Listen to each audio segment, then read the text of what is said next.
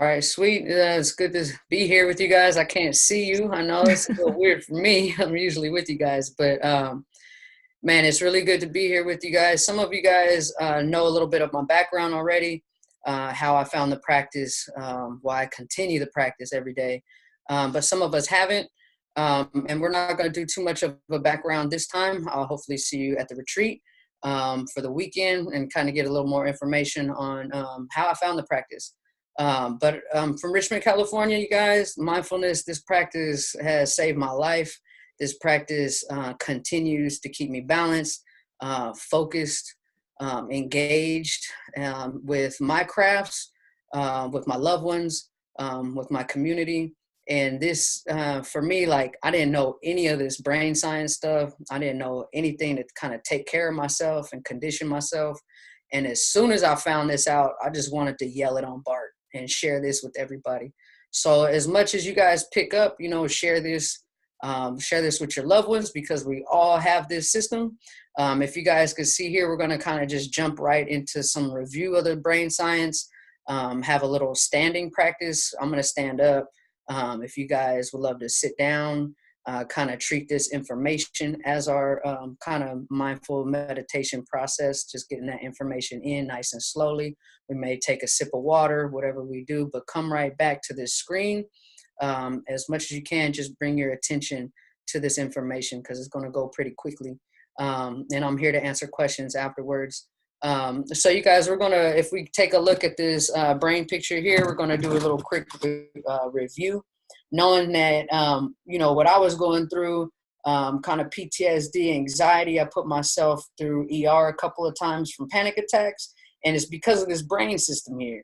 I didn't know anything about it. And so now every day it becomes like a practice of, like, I would brush my teeth. I would wake up in the morning and give myself a few breaths to align all these connections, these four parts of the brain, which is our limbic system. So this is our limbic system here. And one thing to be aware about is this limbic system activates from the bottom to the top. So that brain stem here is our very first part of the brain, remember, to ever be developed. So that's our reptilian part. The middle area here, our amygdala and our memory. I'm not going to give us too big of science words right now. We're just going to go over this quickly. And then the last one to be activated is our prefrontal cortex. So as we're standing here, you guys, or sit down, whatever it is you're doing, just kind of rub this area here, because as humans, every single day we're activated in this key area here. This is all our focus, all our creativity, all our decision making, getting tasks done throughout the day. It's all happening from right here. And knowing that this brain stem is activated all day long, though.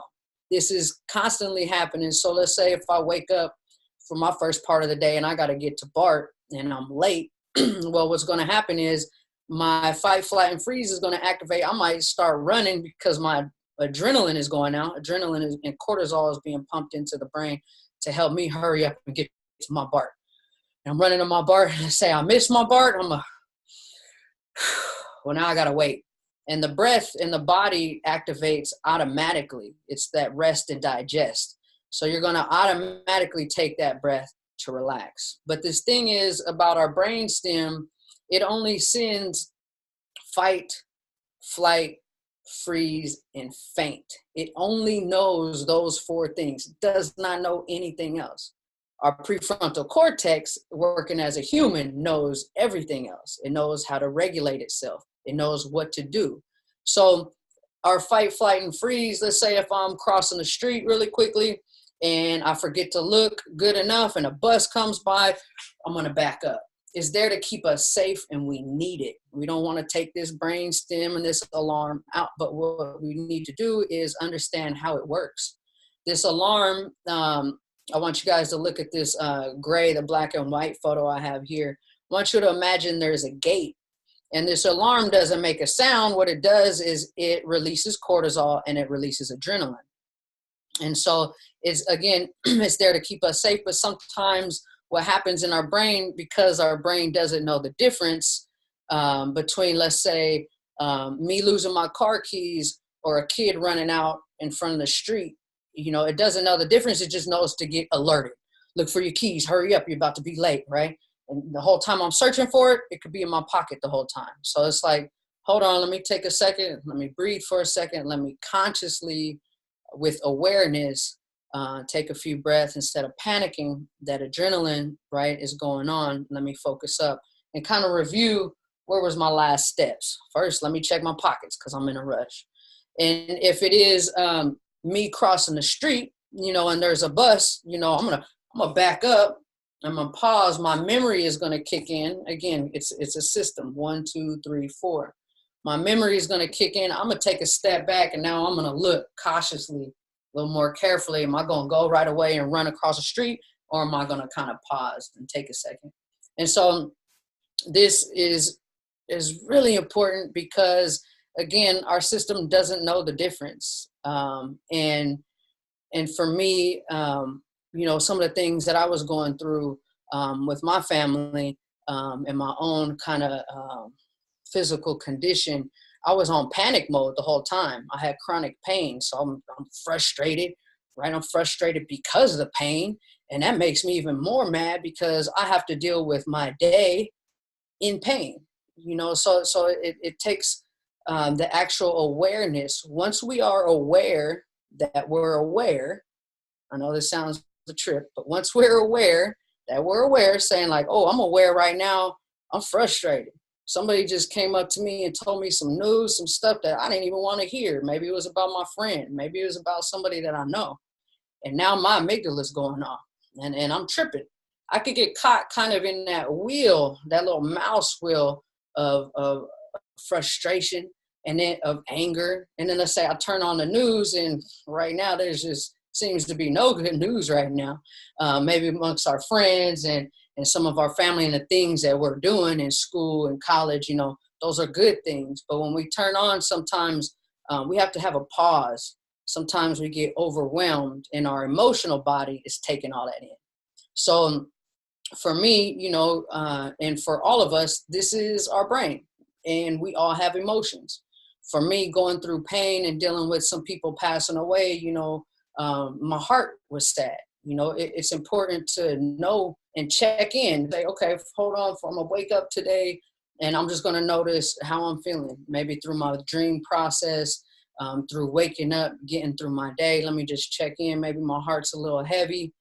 Maybe I need to shed a little tears. I'm human. I'm supposed to feel. I'm supposed to feel sad. I'm supposed to feel frustrated, upset, angry.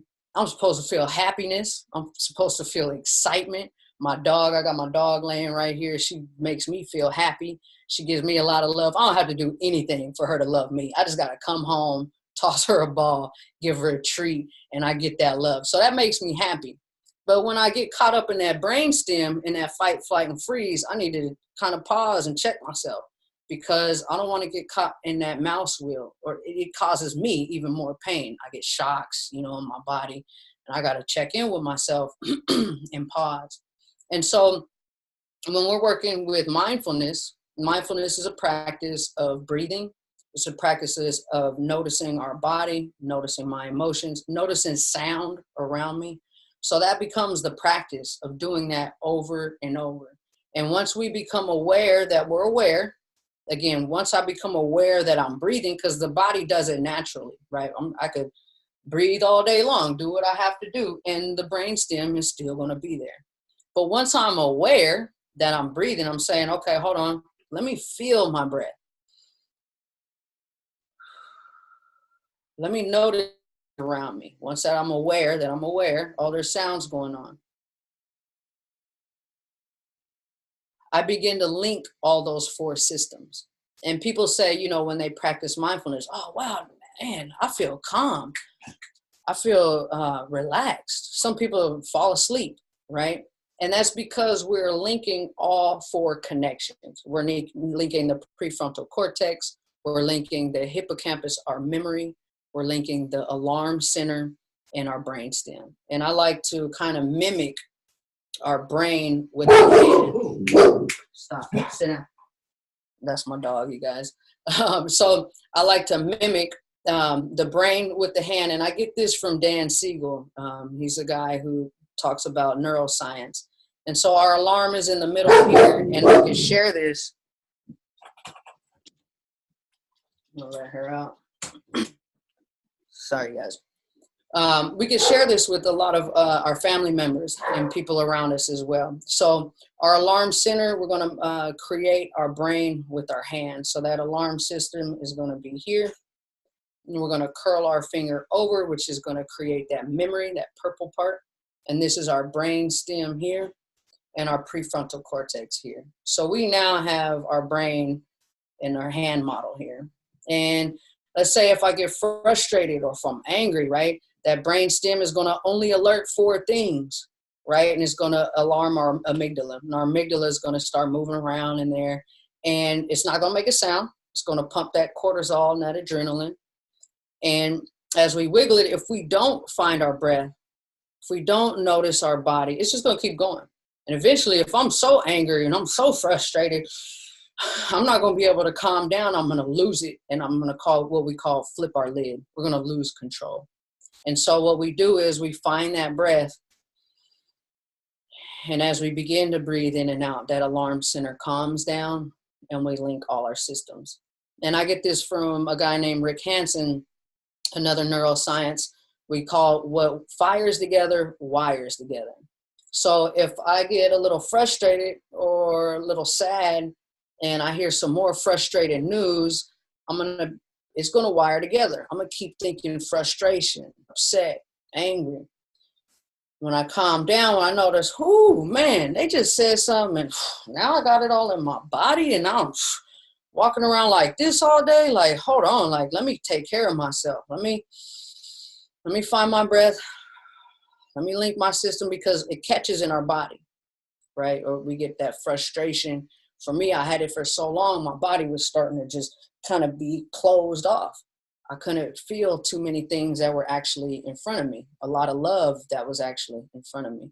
So with this practice of linking what fires together, wires together. So if I pause and I say, hold on, I'm going to focus on my breath for the next 5 minutes.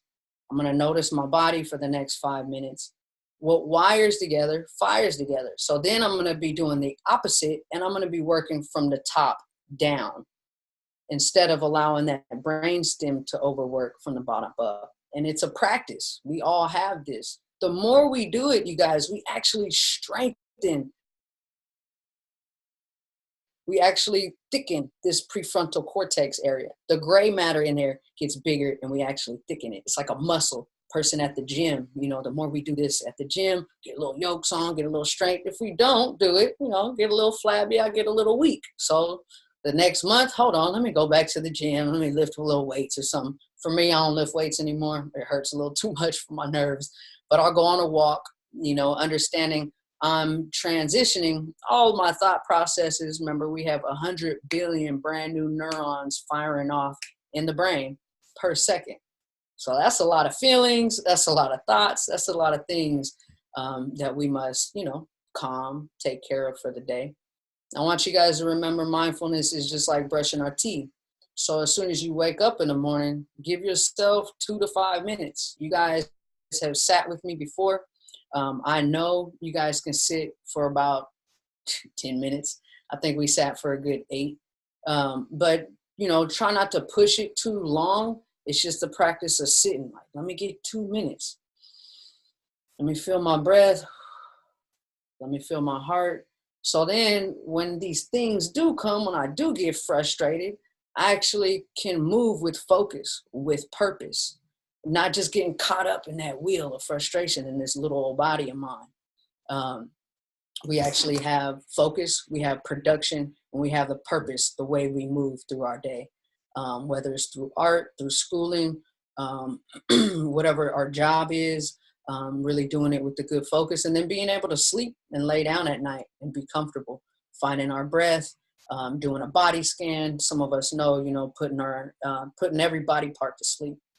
So you guys, I'm not sure how much time is that? I don't have I can't see my clock. It's 7:18.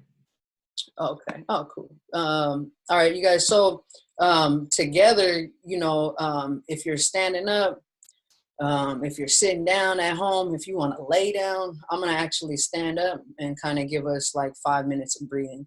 You may hear other sounds. Of course, our environment is never quiet.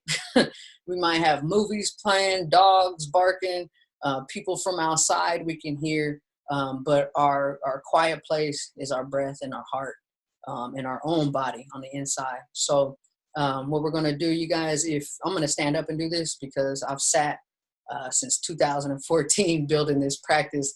And now I'm learning how to practice it even standing up when I'm waiting for somebody. I've done this at BART, when I'm waiting for my next stop. It took me a while to be able to just close my eyes with people around me, but to know like, oh, I'm good. People are just going home just like me. So let me catch my breath so I can link all my systems and continue that healing. And that healing's overall our mental health, our physical health, our emotional health, our energy body. So you guys, wherever we're at, kind of just feeling the ground. If our feet are touching the ground, feeling our feet in our shoes. And you can find a spot to focus on. Maybe it's a spot right in front of you. Maybe it's a spot looking down. If you feel comfortable, go ahead and close your eyes. And I'm going to guide us through mindful breathing and just kind of relaxing certain muscles in our bodies that we may be holding tight. So together, let's slowly breathe in and breathe out. Breathing in and out. And bringing our mind's eye to the breath. So as you breathe in and out silently in your mind for the full duration of your inhale and the full duration of your exhale. As you breathe in silently in your mind, say, as I breathe in, I'm aware I'm breathing in. As I breathe out, I'm aware I'm breathing out. As I breathe in, I'm aware I'm breathing in. As I breathe out, I'm aware I'm breathing out. And as you breathe in and out, see if you could notice the air maybe brushing up against your nose. If you put your hand on your heart center as you breathe in and out, maybe you can feel your heart and your shoulders, your chest going up and down as you breathe in and out. And we can even put our hand on our belly, relax in the belly, and breathing in and out with your hand on your heart and your belly. Noticing maybe the belly moving as you breathe in and out. And as you exhale, see if you could bring your belly button all the way to the spine. Just kind of contracting those stomach muscles.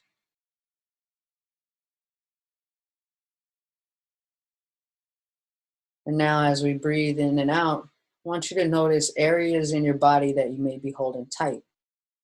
Maybe it's the space between the eyebrows or the jaw.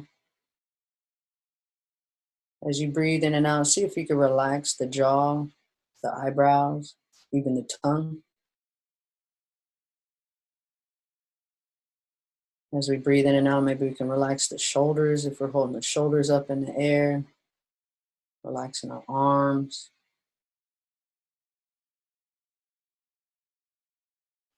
Fully relaxing the belly, the glutes and the pelvic region, our thighs, our legs, even our feet.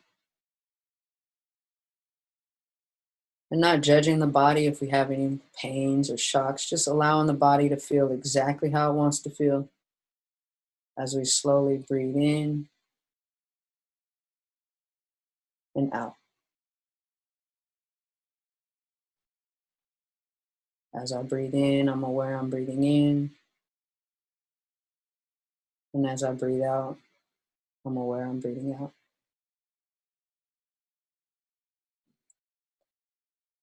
Whenever you're ready, kind of slowly open the eyes, wiggle the fingers, the hands, kind of just checking in, noticing how you feel. Sometimes I feel tingles in my fingers all the time, which is really good. So you guys, this practice again, when we say it silently in our mind, is because our mind, we have 100 billion brand new neurons firing off. So when we say that in our mind for the full duration, we're bringing all our attention to the breath.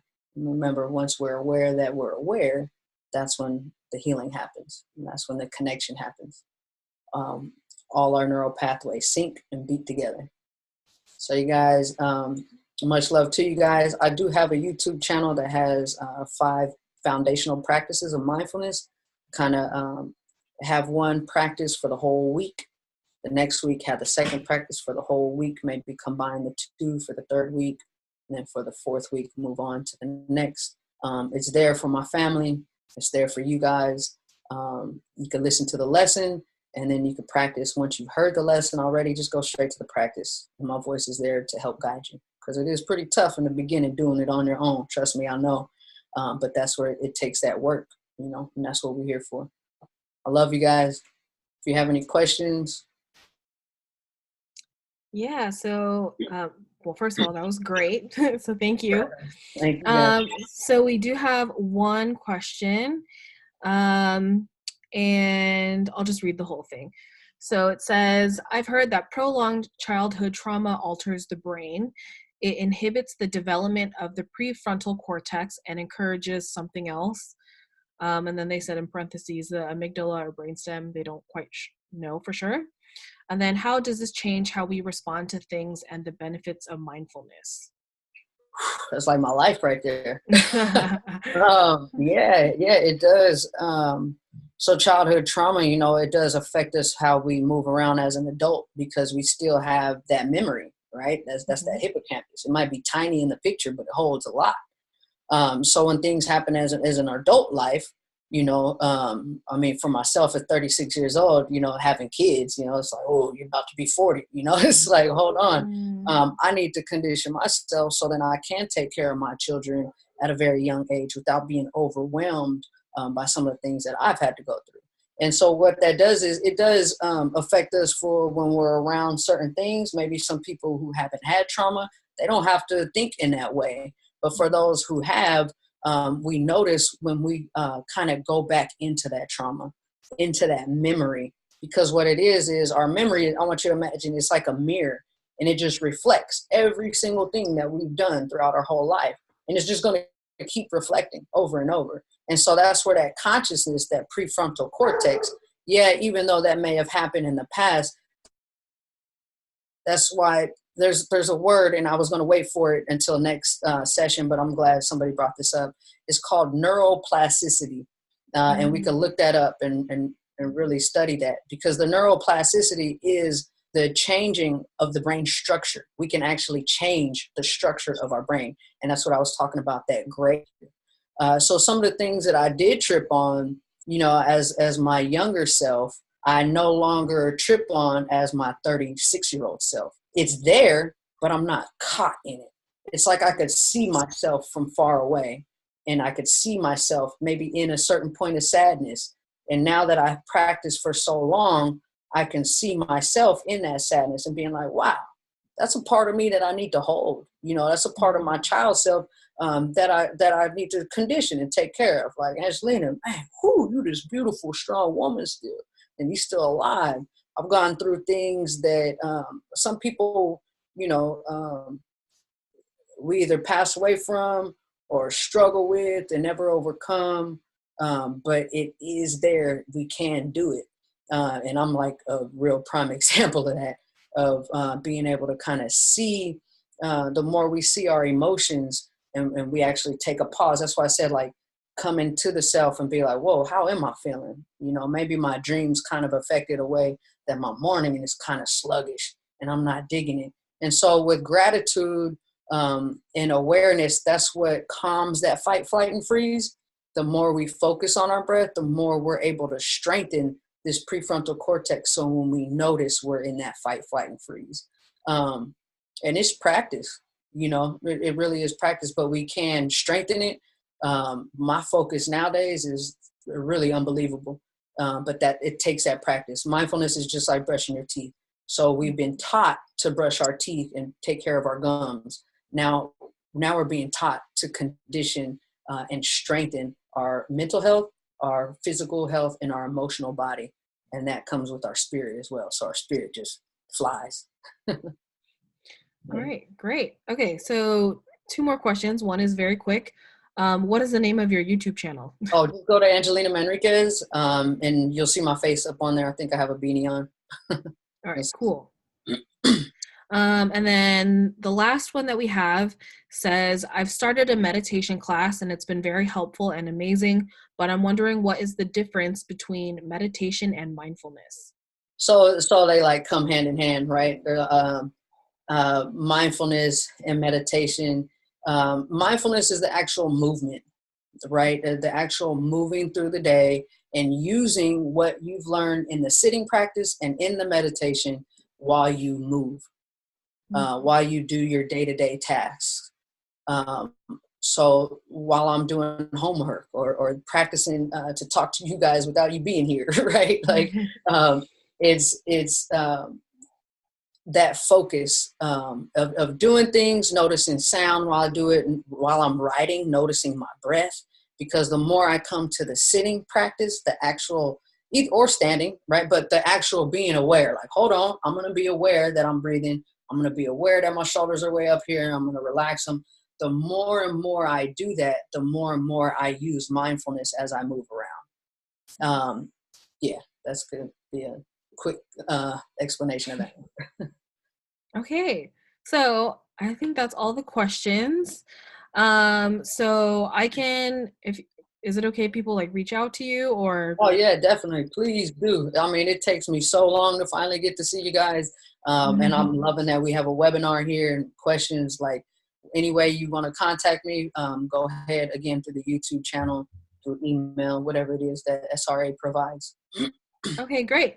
So I don't think that this has been talked to you all about before, but we're actually going to have Angelina back for the remainder of the school year. So this will be a series that we're having featuring her, which is awesome because it seems like this was a really great, or a lot of you were really excited about this. So just stay tuned because there's going to be more in the future. But with that, thank you, Angelina. This was really awesome, and I hope this was a really good way for you all to kind of start the new year off right, because I know a lot of you just started school last week. So yeah, thanks everyone, and yeah, we'll see you in the next webinar. All right, Yeah, thank you. bye. Thank you, SRA.